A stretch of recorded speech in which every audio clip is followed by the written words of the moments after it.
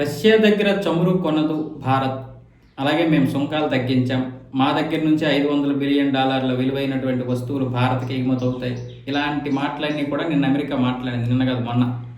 దాని గురించి నిన్న రష్యా అధ్యక్ష భవనం స్పందించింది, ఈరోజు కూడా స్పందించింది. మాకు భారత్ నుంచి ఎటువంటి వివరణ, ఎటువంటి అఫీషియల్ అనౌన్స్మెంట్ రాలేదు, భారత్ మాకేం చెప్పలేదు, మీరెందుకు అనవసరంగా రష్యా దగ్గర చమురు కొనదు, రష్యా దగ్గర చమురు కొనదని బంకాలు ఊదిస్తున్నారంటూ రష్యా అధ్యక్ష భవనమైనటువంటి ప్రతినిధి డిమిత్రీ పెస్కోవ్ అయితే గట్టిగానే కౌంటర్ ఇచ్చారు. అయితే దీని గురించి భారత్ ఇంకా స్పష్టం చేయదు. రష్యా దగ్గర చమురు కొనమా, వెనిజులా దగ్గరే కొంటున్నామా, లేకపోతే $500 బిలియన్ విలువైనటువంటి వస్తువులకి మనం ఎటువంటి టారిఫ్లు విధించలేదా, ఈ విషయం దేని గురించి కూడా, ఈ విషయాల గురించి భారత్ ఎక్కడ మాట్లాడలేదు. ఇప్పుడు ఎక్కడ కేవలం సుంకాలు తగ్గించినందుకు మాత్రమే ట్రంప్ కృతజ్ఞతలు చెప్పాడు, కానీ ఇప్పుడు ఈ సున్నా టారిఫ్ ఏది ఉందో దాని గురించి మాట్లాడలేదు. రష్యా దగ్గర చమురు కొనమా అన్న విషయం మీద మాట్లాడలేదు, కానీ వెనిజులా దగ్గర చమురు కొంటామన్న విధంగా భారత విదేశాంగ ప్రతినిధులు వాళ్ళందరూ స్పందించారు. కొనే అవకాశాలు ఉన్నాయన్నారు, కొంటున్నాం. రష్యా దగ్గర చమురు కూడా కొనడం తగ్గించాం. ఇప్పుడు $44 ఇస్తుంది, $42 ఇస్తుంది రష్యా.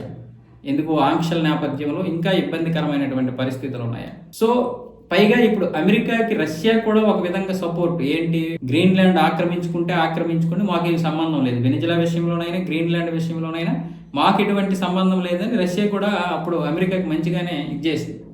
అయితే ఇప్పుడు భారత్ ఇలాంటి నిర్ణయాలు తీసుకోవడం వెనక భారతదేశం యొక్క భవిష్యత్తు. ఇక్కడ రష్యాకి మనం ఎవరము కూడా వ్యతిరేకమేం కాదు. రష్యాకి ఎందుకు వ్యతిరేకం కాదు అంటే మనకున్నటువంటి స్నేహ సంబంధాలు అలాంటివి. ఇక్కడ రష్యాను వదులుకుంటే అది పునాదును వదులుకున్నట్లే. అలాగే భారత్ను కూడా రష్యా వదులుకోదు. ఇంకా చెప్పాలంటే రష్యా నుంచి మనకే $62-63 బిలియన్ సంబంధించినటువంటి వస్తువులు రష్యా నుంచి ఇక్కడికి ఎగుమతి అవుతున్నాయి, భారత్కు వస్తున్నాయి. భారత్ నుంచి రష్యాకి ఎంత ఎగుమతి అవుతున్నాయి అంటే కేవలం $6 బిలియన్ విలువైనటువంటి ట్రేడ్ మాత్రమే జరుగుతుంది భారత్ నుంచి రష్యాకి. సో ఇలాంటి పరిస్థితుల్లో అమెరికా మనం ఇంచుమించు $90 బిలియన్ ట్రేడ్ చేస్తాం.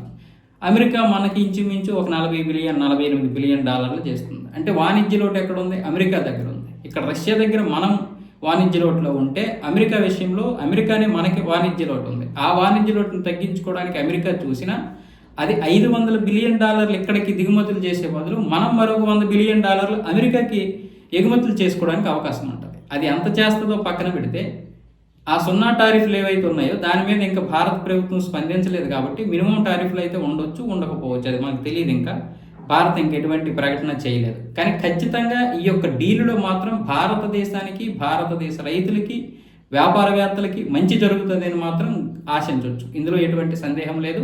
రష్యాతో భారత్ కూడా మంచి సంబంధాలే ఉంటాయి. క్రెమ్లిన్ కూడా మళ్ళీ పదే స్పందించడానికి ప్రధాన కారణం భారత్ లాంటి దేశాన్ని దూరం చేసుకోకూడదు. అమెరికా ట్రాప్లో పడుతుందంటే పడదు. పైగా రష్యాకి తెలుసు, భారత్కి తెలుసు, ఈ రెండు దేశాలు ఇంతకుముందే బహుశా మాట్లాడుకొని కూడా ఉండొచ్చు.